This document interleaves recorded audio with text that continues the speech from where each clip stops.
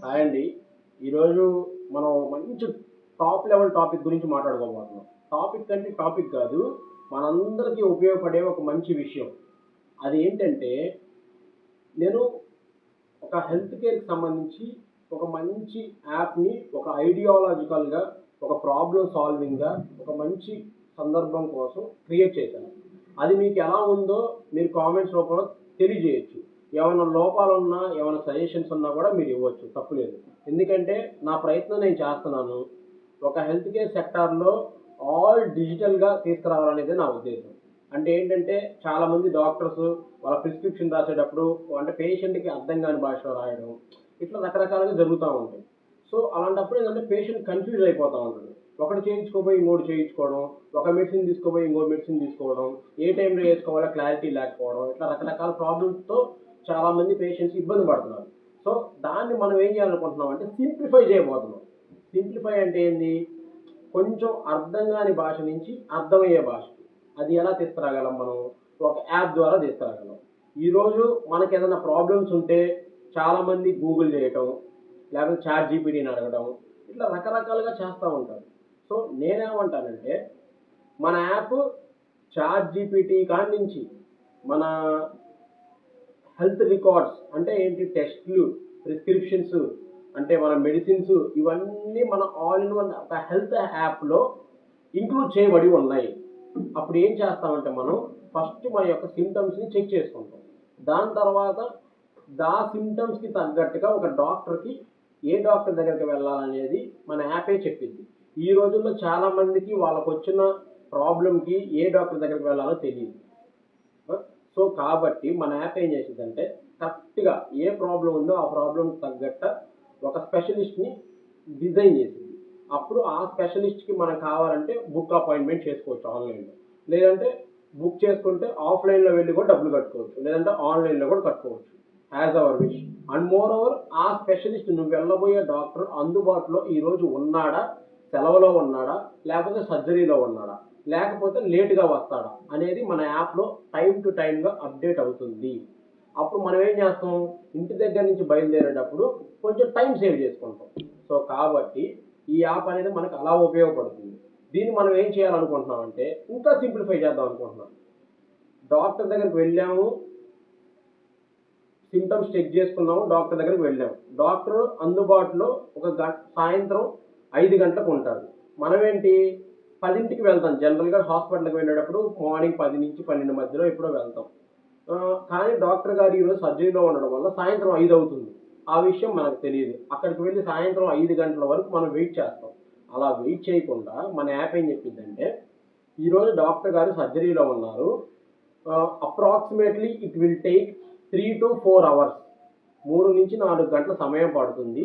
మీరు టైం చూసుకొని ఒక అరగంట, గంట ముందు రావచ్చు అని చెప్పిద్ది. అప్పుడు మనం ఏం చేస్తాం? ఆ పర్టిక్యులర్ 5కి కాబట్టి 4 గంటలకు వెళ్లారనుకోండి టైం సరిపోతుంది. అప్పుడు మీ టైం సేవ్ అయింది.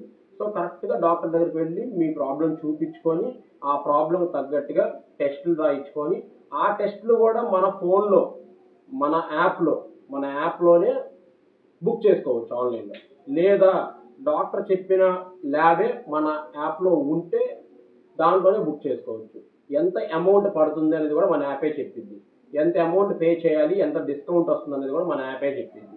తర్వాత ల్యాబ్ డబ్బులు కట్టేసావు. అంతా అయిపోయింది. తర్వాత బ్లడ్ శాంపిల్ ఇచ్చేస్తాం. బ్లడ్ శాంపిల్ ఇచ్చేసి కొంతమంది డయాగ్నోస్టిక్స్ ల్యాబ్స్ వాళ్ళు ఏమంటారంటే, రేపు రండి, లేకపోతే 4, 5 గంటల సమయం పడుతుంది, లేకపోతే సాయంత్రం వస్తదండి అని రకరకాలుగా చెప్తా ఉంటారు. సో, నేనేమంటానంటే ఆ సమయాన్ని సింప్లిఫై చేస్తున్నాను ఇప్పుడు నేను. ఇప్పుడు సపోజ్ ఒక 5 టెస్టులు మీరిచ్చారు. వాళ్ళేమంటారు సాయంత్రం 6 గంటలకు వస్తాయండి అంటారు. నేనేమంటానంటే ఈ బ్లడ్ శాంపిల్ మీరిచ్చేసి వెళ్ళగానే ఆటోమేటిక్‌గా ఆ ల్యాబ్ వాడికి మన యాప్ వాళ్ళ దగ్గర ఉంటది డాష్‌బోర్డ్ వాళ్ళ దగ్గర. సో, మన పేషెంట్ ఎవరైతే ఆ ల్యాబ్ దగ్గరికి వెళ్తారో ఆ పర్టిక్యులర్ పేషెంట్‌కి సంబంధించి రిపోర్ట్స్‌ని వాట్సాప్‌లో పంపిస్తారు. అండ్ మోర్ ఓవర్ మన యాప్‌లో కూడా అప్డేట్ అయిపోతాయి.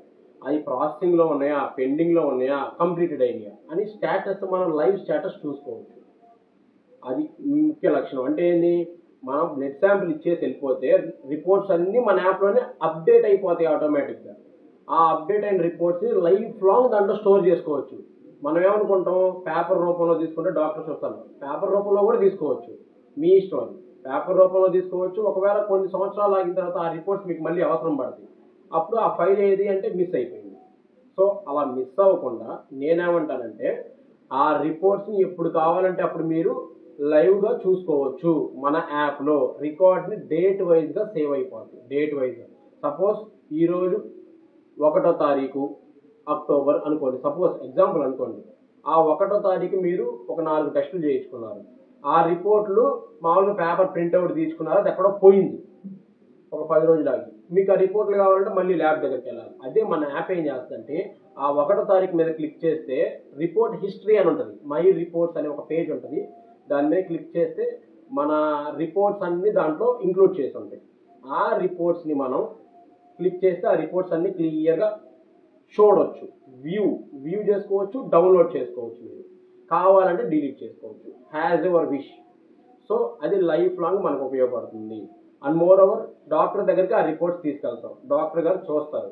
చూసిన తర్వాత దాని మీద ఏ ప్రాబ్లం ఉందో, ఏ అబ్నార్మల్ ఉందో, నార్మల్ కాకుండా అబ్నార్మాలిటీస్ ఏమేమి ఉన్నాయో అవన్నీ హైలైట్ చేసి మన యాప్ చూపిస్తుంది డాక్టర్ గారికి. అంటే ఆయన సమయం సేవ్ చేయడానికి. ఇప్పుడు సపోజ్ 100 టెస్టులు ఉన్నాయండి, 100 టెస్టులు కాదు, సపోజ్ ఒక 10 టెస్టులు ఉన్నాయండి, 10 పేపర్లు తిరగాలంటే డాక్టర్ కూడా సమయం పడుతుంది.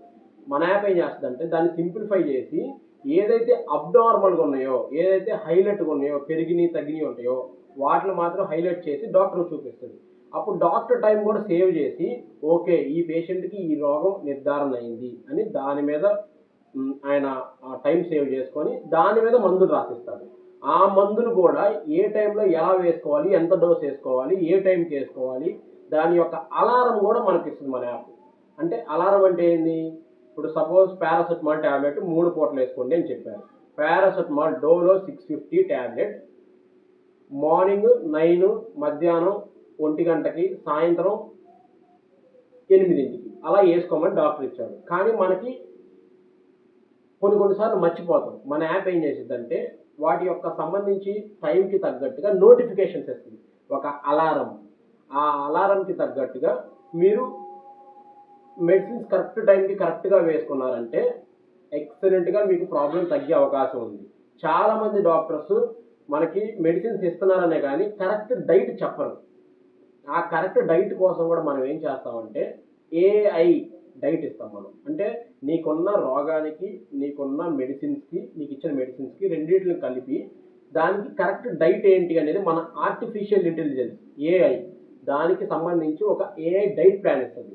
ఆ డైట్ ప్లస్ ఈ మెడిసిన్స్ సక్రమంగా వేసుకుంటే 85-90% నీ రోగం నివారణ చెందినట్టే.